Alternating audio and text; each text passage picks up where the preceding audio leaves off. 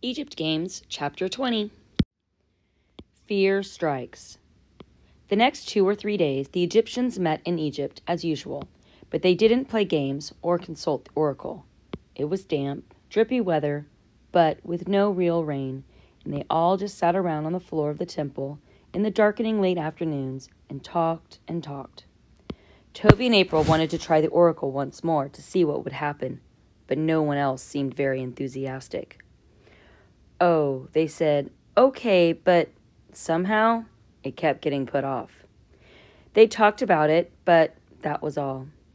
They talked about a lot of things, actually. Christmas wasn't far away, and that was always a good topic for conversation. But there was one subject that kept coming back to: security. Where had security been? How had he gotten from wherever Marshall had left him to the hiding place beneath the altar of Set? And who had written the message? There were dozens of theories, more or less realistic, depending on the mood of the moment. There were times when they all favored practical theories. Some other kids might have found out about the game, tried to be funny. But as time went by and no one burst in on them to gloat about the successful trick, that seemed less and less likely. Or someone of their own group might have been guilty, just as Toby had at first. But no one would confess. And there just didn't seem to be any reasonable how and why to support a conclusion of that sort. Then there was the man Toby had seen in the alley, but no one could come up with even a slightly reasonable explanation of who he was and how he could have known about the oracle. Of course, the subject of the murders and the murderer came up, as often still as it did throughout the neighborhood. It was still an unsolved mystery, and a terribly real and dangerous one. But fortunately, here again, there seemed to be no logical reason to believe that mystery could have any connection with the mystery of the oracle. Why would a murderer fool around writing messages about a missing toy? There seemed to be no possible answer. At other times, when the afternoon was almost over and disturbing shadows crept across the storage yard, a different kind of theory went rounds. Somebody brought up the story of the curse of King Tut and pointed out that lots of people actually believed that a mysterious magic power from the days of the pharaohs was strong enough to do terrible things to anyone who stirred it up. What if, somehow, in their ceremonies and things, they managed to stumble on a way to do some stirring up themselves? Things like that happened. Everyone had read something or seen something on TV like that, and they all began to remember strange things that had happened. Once, when Melanie had touched the crocodile stone, she was sure she felt it move under her fingers.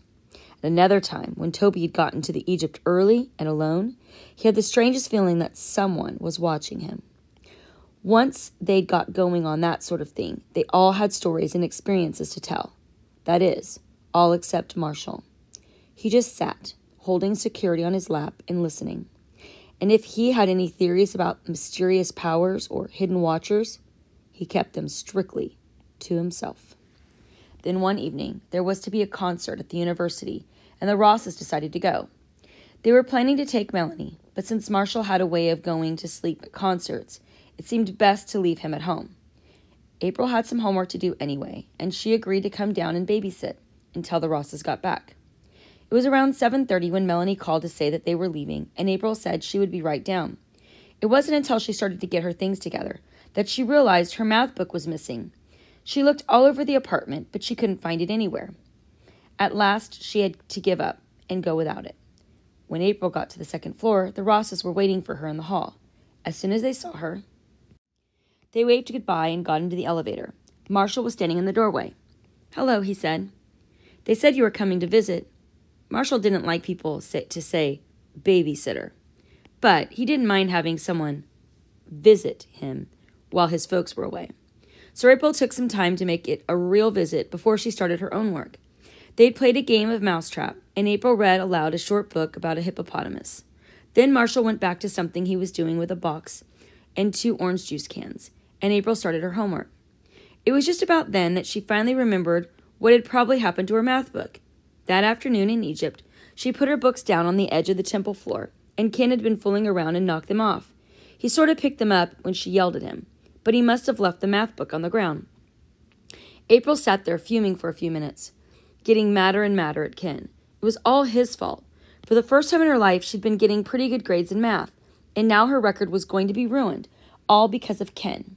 Mrs. Granger was terribly strict about getting assignments in on time. All of a sudden, she jumped up. "Marshall," she called, "do your folks have a flashlight?" When Marshall came back with a flashlight, she told him what she had in mind. "Aren't you scared?" Marshall asked.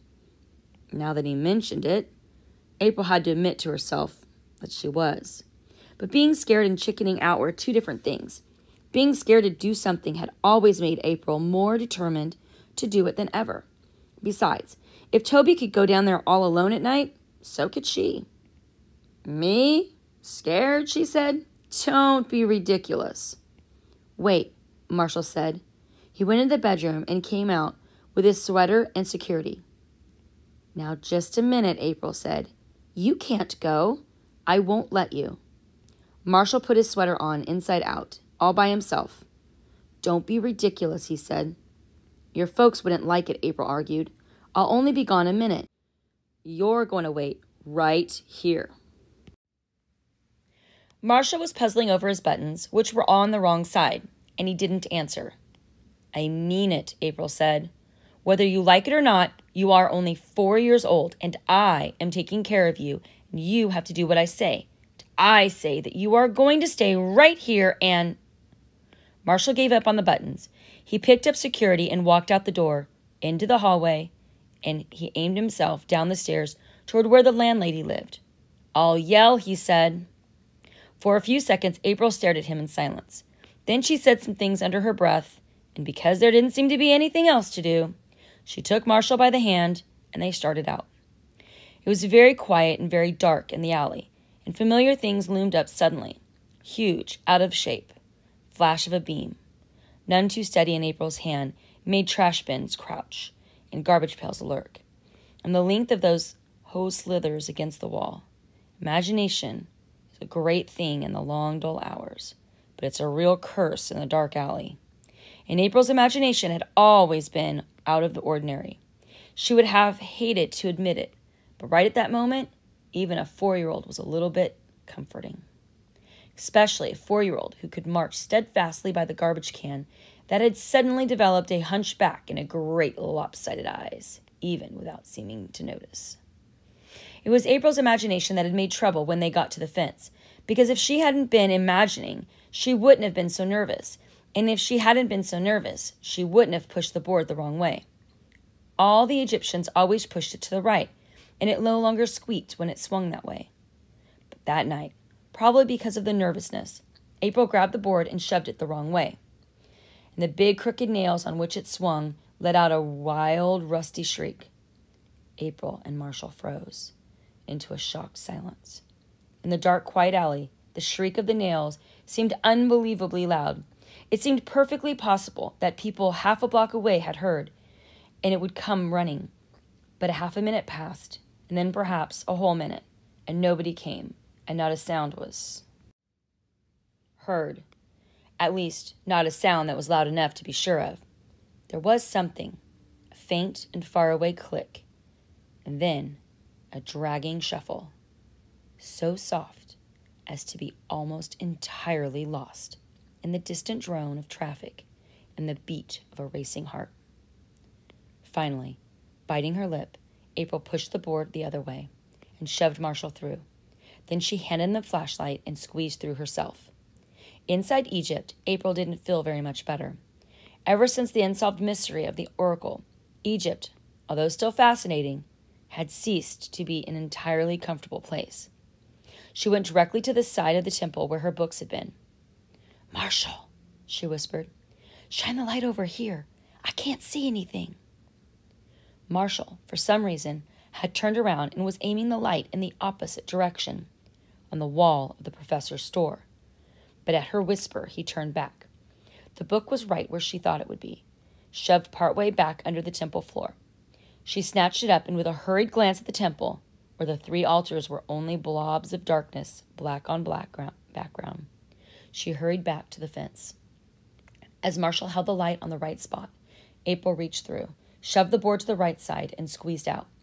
She was holding the board open for Marshall when, out of the darkness and silence behind, something grabbed her with a crushing strength.